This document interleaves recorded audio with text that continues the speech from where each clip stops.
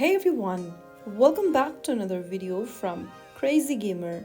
Today in this episode we will be learning how to change server region in Critical Ops. So first of all, launch open Critical Ops on your mobile device, and then from the home page, go ahead and tap on the server button, which is located at the top right corner right next to the mail icon.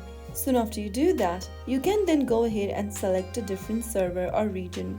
First of all, in order to select a different region, tap on the automatic box and then you'll be able to see other servers activated. Select a different server from the list and wait for a few minutes. Your new server will then be selected. The game will adjust automatically. This will adjust your matchmaking settings to prioritize servers in that region. You can come back to this same option and select your region or server according to your preference. So that's how easy it is. If you found the video helpful, don't forget to like, share and subscribe to our channel. I will be back again in the next video.